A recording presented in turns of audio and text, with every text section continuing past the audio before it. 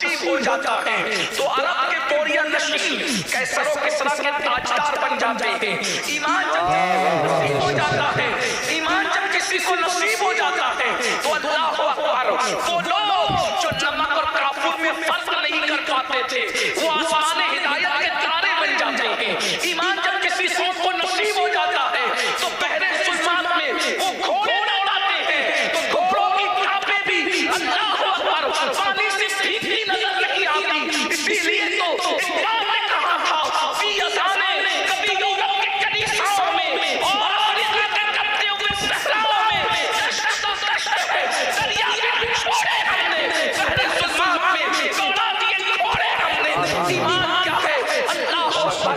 ایمان اتنی عظیم طاقت ہے کہ فرشتے بھی ایمان والوں کو رشک کی نگاہ سے دیکھتے ہیں.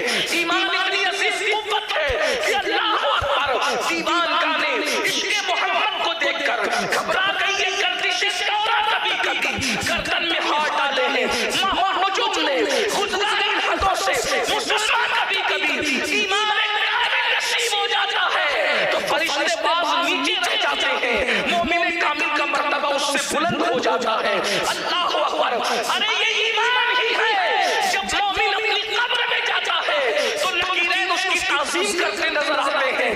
ایمان والے کی تعظیم صرف زمین کے اوپر نہیں ہوتی بلکہ زمین کے اندر بھی ہوتی ہے.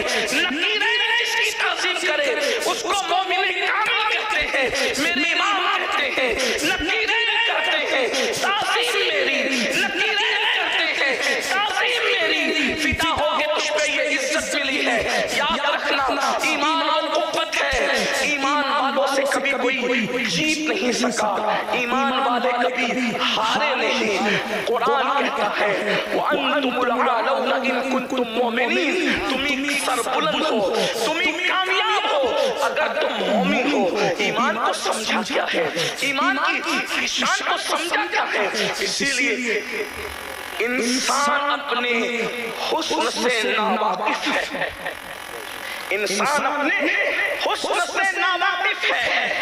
دوسرے آپ کے حسن کو دیکھ کر اندازہ لگا رہے ہیں کہ آپ کتنے حسین ہیں. حضرت بیدم شباسی نے کہا تھا اپنی ہستی کا گر حسن و نمایاں ہو جائے آدمی اپنے انوار پہ شہدہ ہو جائے.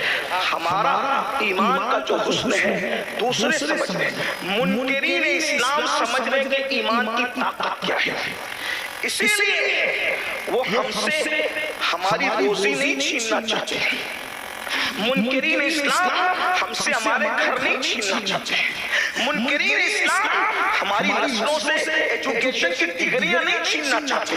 منکرین اسلام اگر ہم سے کچھ چھیننا چاہتے ہیں ہمارا ایمان چھیننا چاہتے ہیں، ہمارا عقیدہ چھیننا چاہتے ہیں. ایمان کتنی قیمتی شے ہے. آپ کو بتاؤں 1000 منکرین اسلام آئے تھے اور 313 ایمان والے آئے تھے. 1000 منکرین اسلام طاقت لے کر آئے، قوت لے کر آئے، تلوار لے کر آئے، پیٹ بھرے ہوئے آئے، ناچنے والیوں کو ساتھ لے کر آئے، گانے والیوں کو ساتھ لے کر آئے اور اپنے منصب مرتبے اور مقام کو ساتھ لے کر آئے. وہ کوئی چھوٹے موٹے لوگ نہیں تھے جو منکرین اسلام تھے، مکے کی طرف سے آئے تھے. لیکن 313 ایمان والوں نے کیا کیا پتہ ہے؟ 313 ایمان والوں نے ان 1000 لوگوں کو دھول چٹا دیا. اور آپ کو کیا پتہ ایمان کی طاقت کیا ہے؟ جس وقت اللہ نے حضرت انسان کو بنایا تو اس وقت حضرات فرشتوں نے کہا کہ یہ زمین پہ جا کے خون ریزی کریں گے. پتا چلا خون بہانا فرشتوں کو پسند نہیں. ان کی عادت کیا ہے؟ صرف تسبیح اور تحلیل کرنا، صرف تسبیح کرنا، تحلیل کرنا. ان کو مارنا پیٹنا پسند نہیں ہے. لیکن مومن کی شان کیا ہے؟ جب مومن قبر میں آتا ہے تو فرشتوں کو حکم ہوتا ہے کہ مقام تسبیح اور مصلی چھوڑو اور جس جنگ سے تمہیں نفرت تھی مومنوں کی اتباع میں جا کر تم بھی جنگ کرنا شروع کرو. مومن کی شان. ملائکہ آتے ہیں 5000 ملائکہ بدر میں نازل ہوتے ہیں قطار در قطار. اور صرف ملائکہ نہیں آتے بلکہ سارے فرشتوں کا جو سردار ہے وہ بھی رسول اللہ کا سپاہی بن کر کے زمین پر آتا ہے۔ مومن کو آپ نے سمجھا کیا ہے؟ مومن کی شان کیا ہے؟ اسی لیے ایمان چھیننے کی کوشش کی جاتی ہے، اور ہمیں مومنوں کو ایمان کی اہمیت نہیں ہے۔